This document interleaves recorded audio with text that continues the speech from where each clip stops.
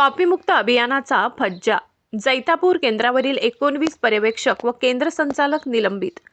कन्नड तालुक्यातील जैतापूर केंद्रावरील माध्यमिक शिक्षण विभागाच्या कॉपीमुक्त अभियानाला इंग्रजीच्या पहिल्याच पेपरला मोठा तडा गेला। जैतापूर येथील परीक्षा केंद्रावर सीसीटीव्हीच्या सहाय्याने कॉपीचा प्रकार उघडकीस आला असून प्रशासनाने केंद्र संचालकासह 19 कर्मचाऱ्यांवर निलंबनाची कठोर कारवाई केली आहे। या धडक कारवाईमुळे संपूर्ण शैक्षणिक वर्तुळात मोठी खळबळ उडाली आहे।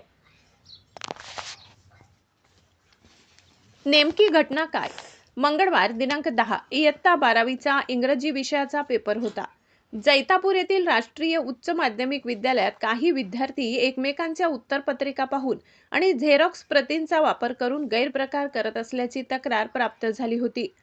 या तक्रारीची गंभीर दखल घेत भरारी पथकाने सीसीटीव्ही फुटेजची तपासणी केली असता पर्यवेक्षकांच्या डोळ्यादेखत विद्यार्थी उघडपणे कॉपी करत असल्याचे स्पष्ट झाले। प्रशासनाचा सर्जिकल स्ट्राईक जिल्हाधिकारी दिलीप स्वामी, मुख्य कार्यकारी अधिकारी आणि विभागीय बोर्डाचे अध्यक्ष अनिल साबळे यांच्या आदेशानुसार शिक्षणाधिकारी माध्यमिक अश्विनी लाठकर यांच्या नेतृत्वाखाली ही कारवाई करण्यात आली।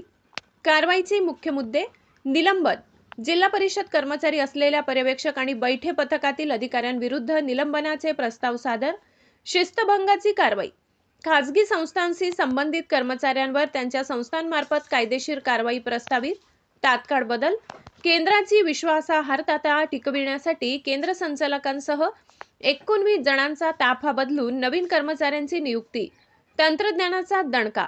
या कारवाईतून प्रशासनाने हे सिद्ध केले की आता केवळ प्रत्यक्ष तपासणीवर अवलंबून न राहता आधुनिक तंत्रज्ञान सीसीटीव्हीचा वापर करून प्रत्येक हालचालीवर लक्ष ठेवले जात आहे।